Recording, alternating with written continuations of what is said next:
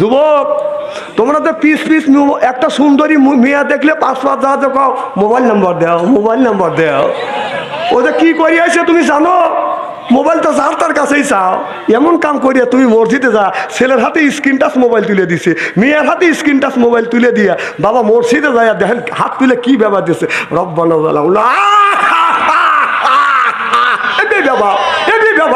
মেয়ের হাতে ছেলের হাতে স্ক্রিন টাচ মোবাইল তুলে দিতিস, ও কি করতেছে? মিস ফায়ার করতেছে। কথা কর না কে? ও কি করে? নিশ্চয়ই মিস ফায়ার করতেছে। এক একটা ছেলে মোবাইলের মধ্যে প্রেম করতে করতে প্রেমের সেঞ্চুরি করে ফেলছে।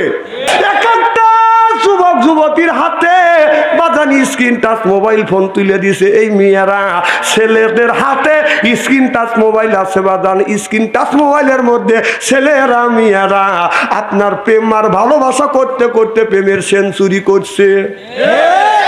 এই গ্রামের মধ্যে যদি 50টা যুবক যুবতী থাকে, রাত 12টার পরে আপনি ফেসবুকের মধ্যে ঢোকেন, মেসেঞ্জারের মধ্যে ঢুকিয়ে দেখেন 50টা যদি যুবক যুবতী থাকে তার 40টা রাত 12টার পরে লাইনে রয়েছে। ও কি করতেছে রাত 12টার পরে? না না, 12টার পরে তাহাজ্জুদের নামাজ পড়ে মোনাজাত করতেছে, খালি এইভাবে শুয়ে থেকে খালি এইভাবে দেখতেছে। কি করতেছে? রাস্তা দিয়ে হাইটে আসি, দেখা যায় যে গোপনে গোপনে যে জায়গায় কোনো লোক যায়, নিগুম জায়গায় একা একা বসে আছে, বসে থেকে খালি এরকম করে দেখতেছে। ওনে কি করতেছে? না না, ওনে মরা কাবা মুশাহিদায় বসে যে ওর বাপ দাদা মারা গেছে, কবরের মধ্যে ফেরেশতারা কি রকম করে গুত হইতেছে, ওইটা দেখতেছে। না, তার মানে কি? তার মানে হলো মা বাবা বাপ দাদা 14 গোষ্ঠী মারা গেছে, তাদেরকে কবরে আযাব বাড়ানোর জন্য খালি ওই গোপনে খালি খোঁটাইতেছে। কথা গো ও যুবক, তোমরা যারা বিয়ে করো না তোমরা ওই মেয়েটাকে বিয়ে করবে। আর যেই যুবকেরা বাবার আসান ছেলেকে বিয়ে করার নাই, বিয়ে করানোর নিয়ত করতেছেন, আপনার ছেলেকে 4 গুণের গুণান্বিত যেই মেয়ের ভিতরে আছে 4টে গুণ আছে, ওই মেয়েকে যদি বিয়ে দিয়ে আপনার ছেলের বউ বানাইতে পারেন, তাহলে আপনার ছেলে দুনিয়াও শান্তি পাবে, মরে গেলেও হবে জান্নাতি। চিল্লাকন আল্লাহু আকবার।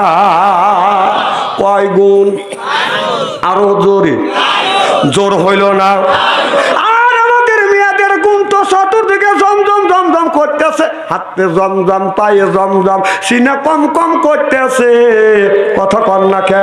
হাতে জমজম বুঝতেছেন না বাজান, চুরির আওয়াজ শোনায়, পায়ে জমজম, উপরের আওয়াজ শোনায়, জমজম করে হাইতে যায়। কথা কন না কে? এই জন্য কবি হাতে জমজম, পায়ে জমজম, সিনা কম কম করতেছে। আর হাতে বদন তেরা মেয়েরা হেলে দুইলা চলতেছে, জোরকন ঠিক কিনে। আর মেয়েরা যদি একটু সুন্দর হয়, পাই পরে হাই হিল করতেছে, কিলকিল ঠোঁটে লাগা লটকে পিস যুবকের দেয়ছিস, আরে বোরখা ছাড়া চলে, পেটও খালি পিঠও খালি। আমি হিসাব করে দেখলাম ওই মেয়েটা অরিজিনাল শয়তানের শালি। যুবকের হাতে তালি চেনে না অলি গলি। কথা কন না কে?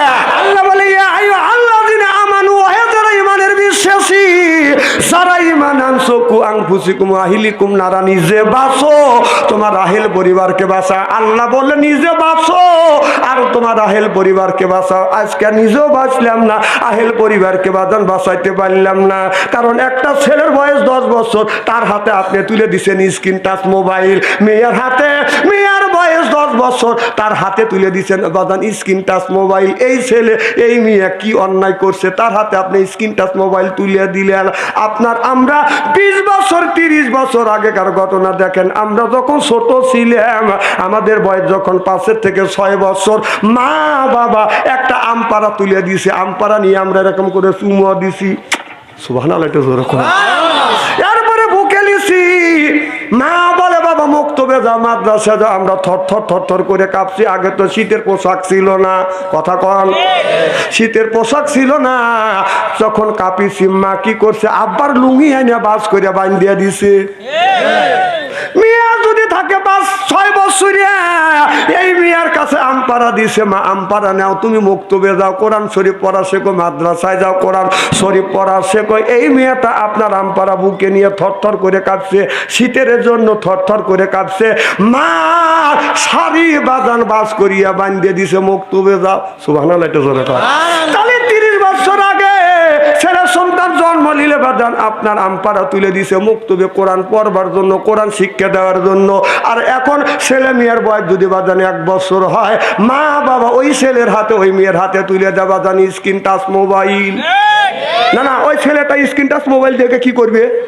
এই ছেলেটা এই মেয়েটা জন্ম নিয়ে এত পাপ করছে তোমাদের কাছে, এই ছেলে এই মেয়েকে, নিষ্পাপ ছেলে নিষ্পাপ মেয়েকে দোজকে দেওয়ার জন্য উঠে পড়ে লাগছে দুইজন।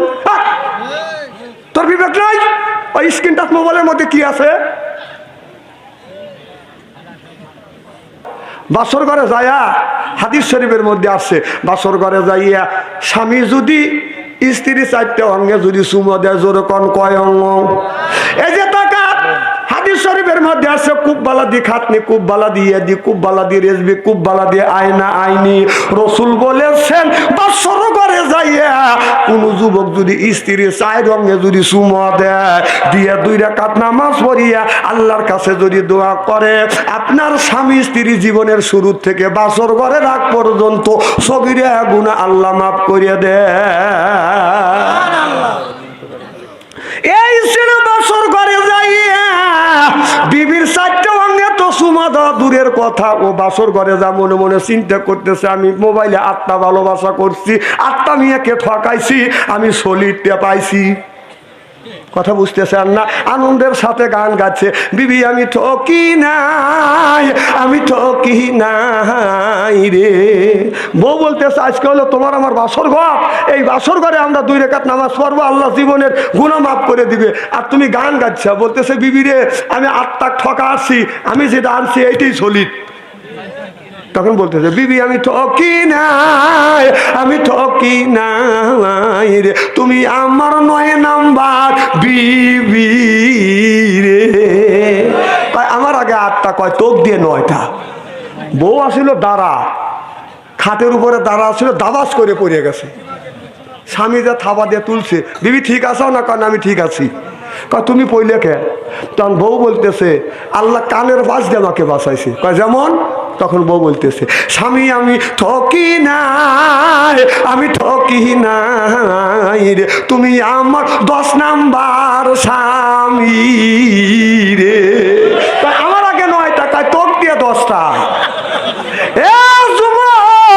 তুমি যদি একটা মেয়েকে ঠকা আসো, তুমি যদি 8টা মেয়েকে ঠকা আইসা বাসর ঘরে যদি চিন্তা করো আমি যেইটা বিয়ে করে আনছি এইটা সতী আছে, তাহলে এটা আপনি বুলের স্বর্গে আপনি বাস করতেছেন। কথা বুঝতেছেন না? আপনি যদি 8টা ঠকায় আছেন, আপনার বিবি 10টা যুবককে ঠকা, লাল শাড়ি পরে আপনার বাসর ঘরে বউ হয়ে বসে আছে। আল্লাহ নবী আল্লাহ কোরআন কারীমের মধ্যে এই কথাটা বলেছে, আল খবিসাতুল লিল খবিসা ওয়াল খবিসুনা লিল খবিসা। খবিস মার্কা ছেলের ভাগ্যে খবিস মার্কা বউ মিলবে, আর খবিস মার্কা বউর ভাগ্যে খবিস মার্কা ছেলে মিলবে। চিল্লা কোন ঠিক কিনে এ কথা কার? তাহলে আল্লাহ বলছে খবিস মার্কা ছেলের ভাগ্যে খবিস মার্কা বউ মিলবে, আর খবিস মার্কা বউর ভাগ্যে খবিস মার্কা ছেলে মিলবে।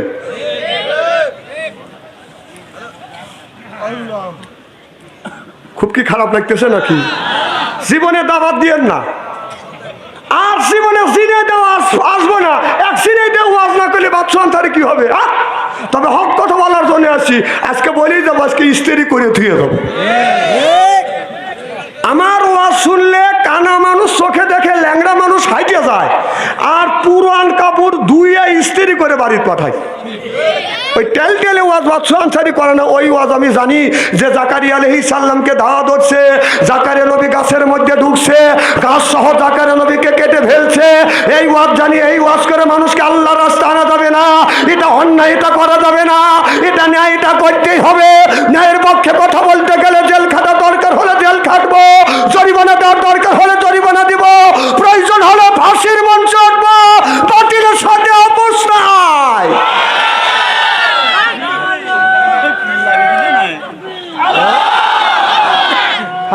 আছে?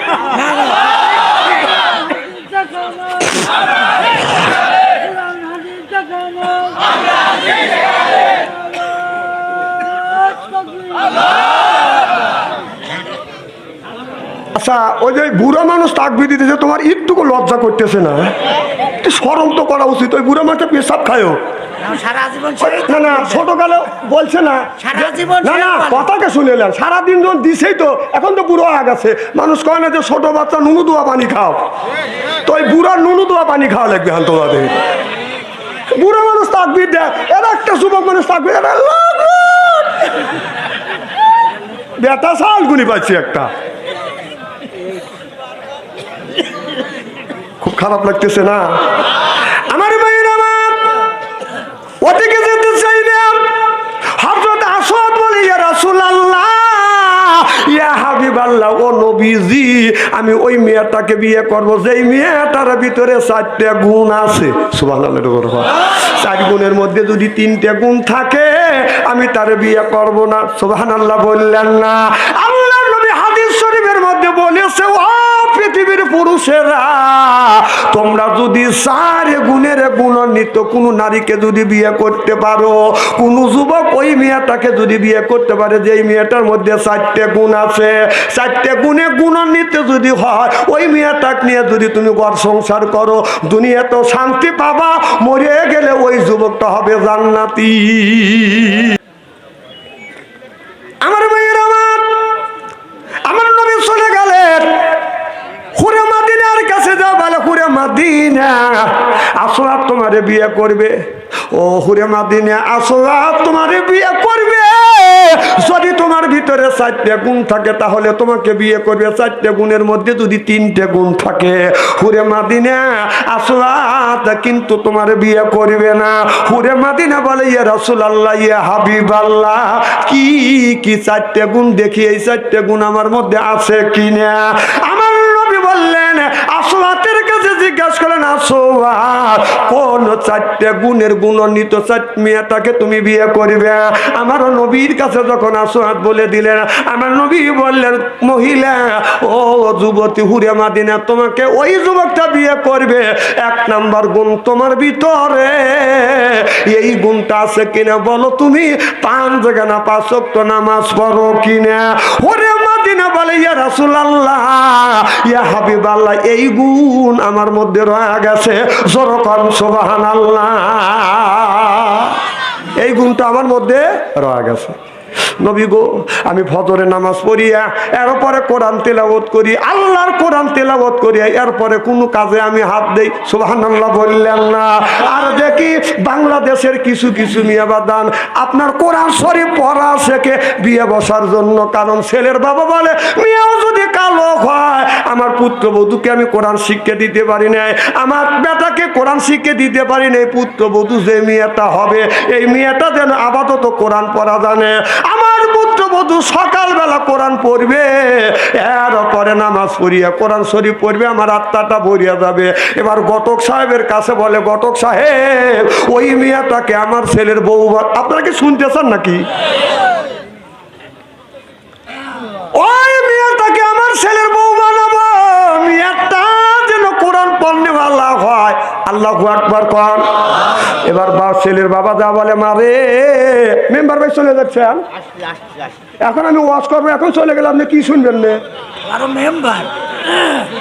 এখন হলে ওয়াজ করবো তো, তারপরে মেম্বার জোরকান মার হাবা। কি যেন বলতেছিলাম?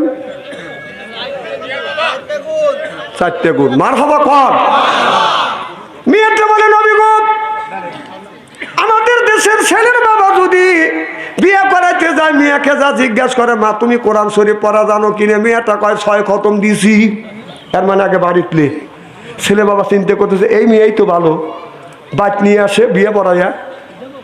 পুত্রবধূ নতুন নতুন ফজরের নামাজ পড়িয়া খালি বসে কোরআন শরীফ পড়ে, তার শ্বশুর মানুষের কাছে গল্প করে। পুত্রবধূ যদি কালো হয়, টাকা পয়সা যদি কমও হানি, আমার পুত্রবধূ সকালবেলা ফজরের নামাজ পড়ে তখন কোরআন শরীফ পড়ে, আমার আত্মা ভরিয়ে যায়। পুত্রবধূ মনে মনে কয়, 2, 4, 5 মাস যাবিয়ে দে, কোরআন শরীফের কপালে দুঃখ আছে।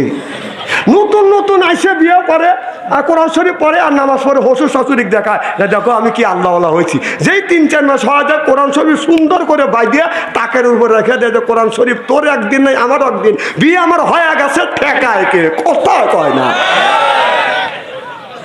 এমনও মেয়ে আছে কোরআন শরীফ পড়ার পরে শেখার পরে বিয়ে হয়ে গেছে, কোরআন শরীফ ওই যে বাধা বাঁধিছে 10 বছর 15 বছর হয়ে গেছে, কোরআন শরীফ খোলেও না পড়েও না, কোরআন শরীফ পড়া ভুলিয়ে গেছে। বিশ্বাস যদি না হয় আজকেই সকালবেলায় মেম্বারে খাতে করে আপনারা গ্রামের পূর্ব পাড়ার থেকে পশ্চিম পাড়া, পশ্চিম পাড়ার থেকে উত্তর পাড়া, উত্তর পাড়ার থেকে দক্ষিণ পাড়া খুঁজি যদি কম করে নাও বলে 20টা পাবো। এই দেখেন, দেখছেন মসজিদে জমা দিতেছে বুড়ো কাটার কাছে ইমাম সাহেব ঠিকই কথা বলতেছে। মানে উনি কোরআন শরীফ পড়া ভুলে গেছে। এখন আপনার বাড়ির থাকলে গজব হবে, এদিন হুজুর কারাকা দিচ্ছে, গজব হুজুর কার উপর দিয়ে পড়ুক। চালাক কি মানুষ, অথচ 16 বছর আমরা গজবের মধ্যে পড়িয়াছিলাম। আমার ভাইয়ের আমার ওদিকে যেতে চাইনি। আল্লাহ রাব্বুল আলামিন কোরআন কারীমের মধ্যে বলেছে ওয়াজা আলনা লিল মুত্তাকিনা ইমামা, এ কথা কার? আল্লাহ বললেন ওয়াজা আলনা লিল মুত্তাকিনা ইমামা, একটা নেককার পরহেজগার ইমাম বানাও, এ কথা কার?